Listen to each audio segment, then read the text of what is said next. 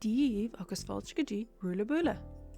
So it's MerMay, and I love mermaids. I love mermaids so much that my world building project, Pathera, which the characters featured in this video are from, started nearly solely because of my musings on hypothetical mermaid culture and biology. So I think it's pretty safe to say that mermaids are important to me. Which is why I'm going to info dump about my mermaid OCs and current world building around them, and I'm so graciously sharing this online for you to listen. The character I'm drawing in the background right now is named Devon. Tragically, he has no last name. He's also half Merrow, half Siren, which is something I will explain properly a bit later in the video. His backstory is a little dark, so for a simple version that will hopefully not upset anyone, Devon's mother was not very happy to have had him for a number of reasons, and he grew up rather neglected. When he was 11, they got into a fight and he left to be on his own. It was rough surviving alone while so young, but he managed. A more detailed version of this story would contain topics such as rape, assault, attempted filicide, child abuse, and neglect. If these make you uncomfortable, please skip to 1 minute and 50 seconds. 3, 2, 1.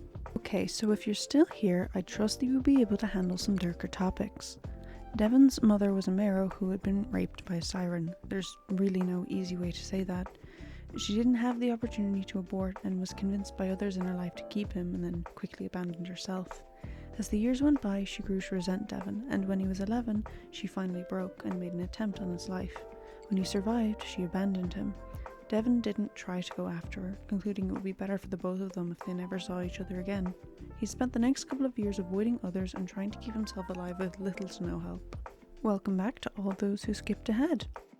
Throughout his life, Devon has been at the receiving end of a lot of bigotry and prejudice, and is generally a social outcast among merfolk, which only pushed him further into loneliness and isolation. Most of his days are spent in a secret cove he found, picking at small fauna and the occasional flora. He's a bit underweight as far as mermaids go, so sunbathing and sleeping are a must to conserve heat and energy. And this was all before his life completely changed when he managed to stumble into the story. One day he was trying to lure in a nearby land animal. He wasn't paying the closest attention to his surroundings and failed to notice the poachers he'd caught the attention of silently surrounding him. By the time he saw them, it was too late and they were able to corral him further inland. Devon was able to fight back, though not without injury.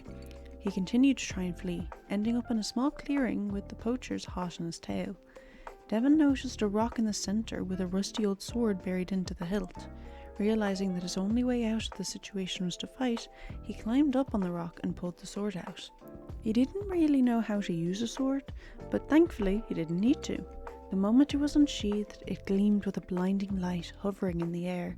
Devon shielded his eyes, and when he opened them again, the poachers were fleeing, and the sword was being held by a dishevelled young man in princely garb, swinging the sword dramatically and shouting at them in a language Devon didn't know. When the poachers were finally gone, the man turned to Devon and, in a language that Devon could only just about understand, asked if he was okay and introduced himself as a prince on a hero's journey. Devon was planning on getting back to the sea and forgetting about this whole thing when the prince offered to help treat his injuries and get them both some food. Devon was very hesitant to accept the offer until the prince pleaded with him that not helping someone who needs it would cause him to fail his journey, and that he'll take Devon wherever he wants to go afterwards. With a rumbling stomach, Devon agreed to go with him for help. After a few minutes of walking down a nearby path, they came across a campsite where a wandsman and a fairy were putting together a campfire. The fairy healed the two, and the wandsman asked if they wanted to stay for dinner. Once they'd all eaten, the wandsman extended an offer for Devon and the prince to travel with him. The prince accepted immediately, and the wandsman, noticing Devon's hesitation, assured him that the only reason he asked was for some more company on his travels. There would be no charges or stipulations. The prince offered to return Devon to the sea like promised, but Devon, craving the security and hope for some peace, agreed to travel with them in the end. And such is the beginning of Devon's story. As an aside, the language the prince and Devon were using to communicate is called the Seafarer's Call or Song, the song being the old name for it and what the prince was using. Devon isn't the most skilled in it to begin with, so explaining everything took a short time. I don't have a whole lot of time in this video to explain it more, so apologies, but I'll get back to it some other time. As for the drawing, if you've even been paying attention to that, I feel the need to apologise for how I did the water. I don't feel like it was the best I could do, but I'm also still not very good at backgrounds and nature. Plus, I wanted to get this video out during May, and I was on a bit of a time crunch to do that. Anywho, if your attention has been piqued by Devon's backstory and introduction, you'll be glad to know that I'm working on another video with some of the characters that I mentioned here, which will also include Devon, so stay tuned. Now, on to Nerida. Her full name is Nerida Halcyon Halloran, though for lore reasons completely unrelated to her, she only goes by Nerida. She's 20 years old and a full Mero. Though she's not brilliant at magic, the pin in her hair is enchanted with a spell that lets her change from tail to legs. She's doing an apprenticeship on land, so she gets a lot of mileage out of it. She lives in the holy state of Villia and moved to the capital so she could train to be an archivist, a very important and valued job there. It's been her dream to become one for most of her life, and her family have always been very supportive of her pursuing that path. Nerida is a very confident, outspoken and extroverted person. She loves talking to people and going to parties, and maybe she enjoys the alcohol at them a little bit too much, but honestly, it's not a problem. You don't have to worry about it. You can stop asking now. She has a strong passion for learning, even if it means stepping out of her comfort zone. While she's friendly with a lot of people, she doesn't have much in the ways of close friends at her college. There is one person though, a classmate of hers, that she would love to get to know more. And the problem is, whenever they talk, Nerida suddenly becomes all shy and awkward with butterflies in her stomach. It's a real pity too, because Nerida really admires her classmate. She's also a little jealous though. She started her apprenticeship the very year they brought in computers, and her classmate is a whiz at them. She wishes her family had taken them more seriously when they first started to become more commonplace, instead of dismissing them as a fad. Speaking of which, Nerida comes from a pretty wealthy family. Her great-grandmother was a rather infamous and successful pirate, and when she settled down in Villia, she had a family and eventually died. A large fortune was left behind. Before her death, she had enchanted it, making it so that it would be divided out fairly over the next few generations. But one would only receive access once they'd met some unspecified requirement. Even with Nerida being born after her great-grandmother's death, the spell still applied, so she realised pretty young that she would have to work for the thing she wants rather than just hope for the money. The thing about Nerida is that she's actually a redesign of an old OC of mine called Destiny. I somehow couldn't find a single old drawing of her, so here's a recreation I made on my phone. Destiny, as far as I can remember, was a high school student or something of the like. It was all a little vague since I've never been to a high school. We don't have those here. The core idea of her character was that she was going to go to college soon, but had no idea what she wanted to do with her life, hence the name Destiny. When MerMay reared its head, I realised this would be a brilliant excuse to redo her character and design. The first thing I did was move her from that vague, non-specific setting to one of the first settings I had a clear view of in Pathera.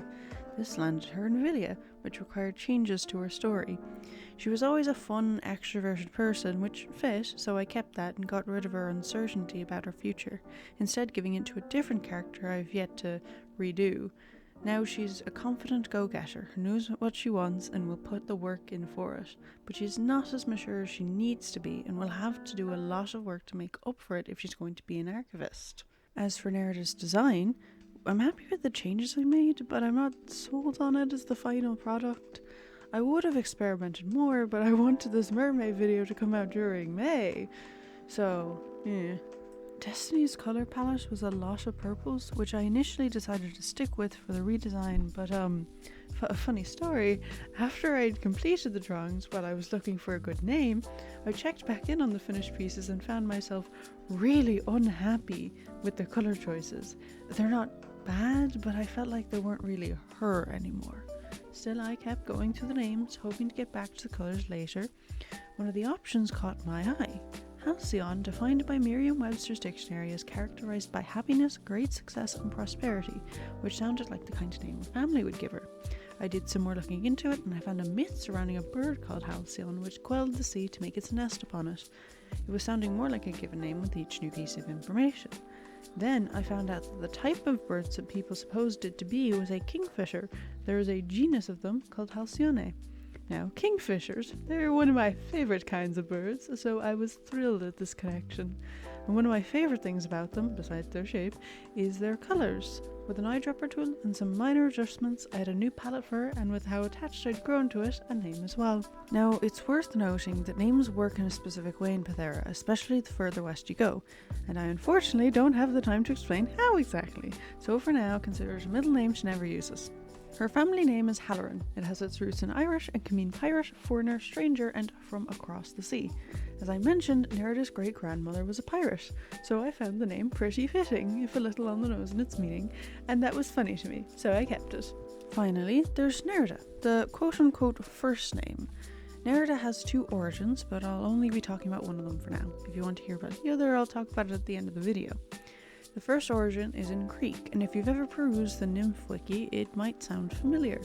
It means a nymph or mermaid, and it derives from the Nereids, water nymphs of the Mediterranean Sea. Another name that's a little on the nose, but it felt like her name from the first moment I said it aloud, so I kept it. And now we're finally at the point where I'm going through this drawing to re-edit the colours. Part of the reason I felt it necessary to change Nerida's design as much as I did is due to the world building around Meros, Sirens and Selkies, which is the three kinds of merfolk on Pethera. I mean, her original design doesn't really say much about what she is beyond her ears, which in my opinion isn't enough. But, dear viewer, I recognise that you don't know the differences, so I will of course explain them to you. In universe. You didn't think I would spoil everything in my first video, did you? Sirens are near fully aquatic, preferring to spend their days in deeper water without worry for what goes on with us land dwellers. They are the largest of the three merfolk and will on occasion service for bigger meals if they need to. They can remain on land for as long as their gills remain hydrated and are very patient hunters when needs be. They have rough scales covering most of their body, sharp teeth and see-through eyelids. At the end of their webbed hands are deadly claws said to be strong enough to cut through armour. They tend to have dully coloured monochromatic scales and simple patterns, if there's any pattern at all. Their collective disinterest in the surface world unless it pertains to food, and apparent hostility upon approach has caused many to believe sirens to be antisocial, violent and unintelligent. These beliefs are being slowly disproved through a committed effort to improve relations with sirens. However, it remains to be seen how long it will take the rest of the world to do away with such long-standing views. Folklore around sirens often warns sailors against listening to songs sung during foggy times at sea, as these songs can hypnotise even the hardiest of our kind into flinging themselves overboard into the clutches of sirens awaiting an easy meal from the fog. While sirens do have powerful vocal cords strong enough to shatter glass at a distance, the idea that their voice could be hypnotic is merely a superstition. Sirens typically won't prey on humans or the like unless starving, and are far more likely to flee to deeper, safer waters when ships draw near. Now, onto the Mero. The Mero are more human-like on their top half in contrast to sirens, and are considered amphibious, able to switch their breathing method to suit their environment. They tend to live in shallower water, in tropical climates, and in and around reefs, but there are a number of nomadic Mero tribes as well. Mero are the only known merfolk to have both saltwater and freshwater variations, though the populations of freshwater Mero have greatly diminished in the past 200 years. Mero are often, if not always, brightly coloured with no less than 2 colours arranged in eye-catching patterns around the scaly parts of their bodies. Their hair and eye pigmentation often reflects the colours on their scales, and forms of heterochromia are very common. Skin pigmentation can, in rare cases, also reflect the primary colour of the scales. Mero have pseudofins where their ears are, acting to direct water flow to the gills just below while in water, and protecting the sensitive ears on land. Mero grow sharp fingernails, though it is common practice for most to trim or file them down to blunt. The Mero of the oceans that have settled have done so in vast networks of villages that incorporate the natural geography, flora and fauna so well that they can often remain well hidden to outsiders. Many villages boast effective farms for all kinds of exotic flora and fauna, and some are farmed specifically for trade with us land dwellers. Trading with Mero has been a long-standing practice for centuries, if not millennia. They are far more social and cooperative than their fellow merfolk, and this trade has allowed connected communities to discover creative new witchcraft techniques and expand our understanding of magic. Documented cases of sorcerers among Mero are rare and thought to be as a result of human-Mero relationships, lending to the belief that Mero are not as magically attuned as some other species. With Mero having such an active role in history, there are many folktales associated with them. However, I find myself more drawn to the true stories, like the Mero of the Thonan Wildlands. As we all know, the United Provinces of Dona is split across 2 continents, joined by a land bridge.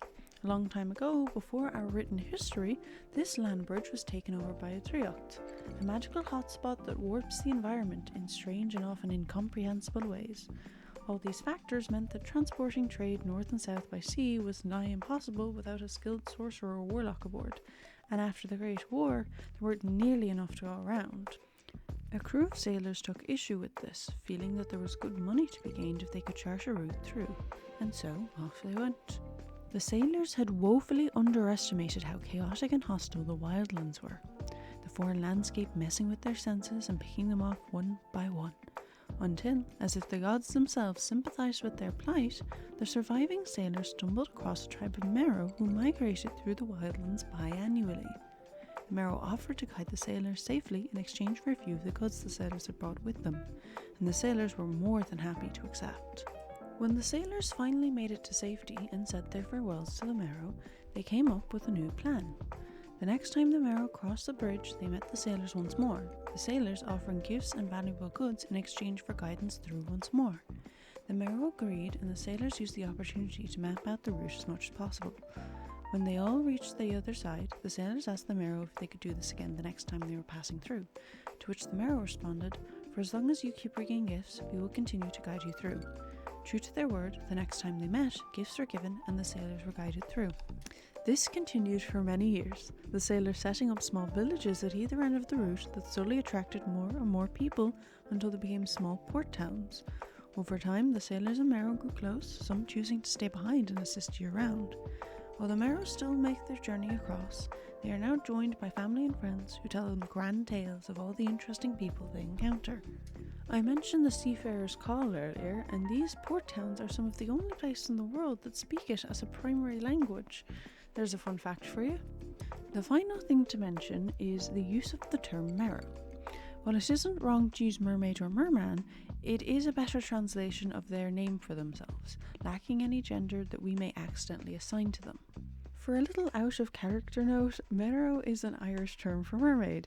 I prefer the sound, plus, as I stated in my previous point, it lacks really any gender associations, which I find is a better way to refer to a fantasy race. Also, I'm Irish, the term's Irish, I'm being a little self-indulgent, but you know, that's how it is. Selkies are the final of the 3 merfolk and are by far the most mysterious. They are the most human-like, and many reports claim that they lack gills, making them only capable of breathing on land. Selkie are known to come in the colours white, grey, black and brown, and they lack the same scales that most merfolk are known for, instead having fur. They have been known to have patterns, though the kinds and their rarity is yet to be determined. The reason why there's so little information on Selkies is primarily due to them being very good hiders, as well as having sparse populations and no known settlements. Selkies that have spoken to researchers have been friendly but wildly uncooperative and are known to lie. These behaviours, combined with their rarity, has caused many stories and superstitions to form about them. Some believe they're changelings who can only retain an aquatic form for so long before returning to land, and with their attitude, considering them fae would not be out of the ordinary here. Some say that Selkie can forsake their Selkiehood and choose to spend the rest of their life on land. It's worth noting, by the way, these tales strongly resemble many of the tales found in regions with high Merrow population, and there have been explanations for it for them. There are some who are adamant that Selkies eat children, which has zero basis in logic but is nonetheless the belief of some. With the large gap in knowledge regarding Selkies, it is hoped that someday we may get lucky and find a cooperative ambassador. However, until then, that's all I can truly tell you. I hope you enjoyed that look into the world building and lore, because for some ungodly reason I wrote all of that out by hand. Alright, and with that, this video is coming to an end. As promised, I'll talk about the name Nerida's other meaning. In Australian Aboriginal, it's associated with water lilies and the colour red, and most sources with this origin of the name will mention a story, though never with any source, just that it's supposedly similar to Romeo and Juliet. I had some questions and a few doubts, so I spent the better part of a day trying to research it and mulling over whether I should even bring it up. Eventually, I found an old scan of a newspaper from May 1940, which gives an account of the story. It was an interesting read, so I'll link it in the description if I can, but I felt that because this was really the only reliable source I could find on it, and that it was not my story to tell, I'd mention it and suggest you do your own research if you want to know more. And now the video is actually over. As mentioned, it's my first one and it took me way too long to finish, hence it coming out so close to the end of MerMay. Let me know how I did, and I don't know, like if you enjoyed. I had to cut out so much from this, so I'm still in the kitchen cooking up some leftovers and some other videos if you're interested. Slán go fóill!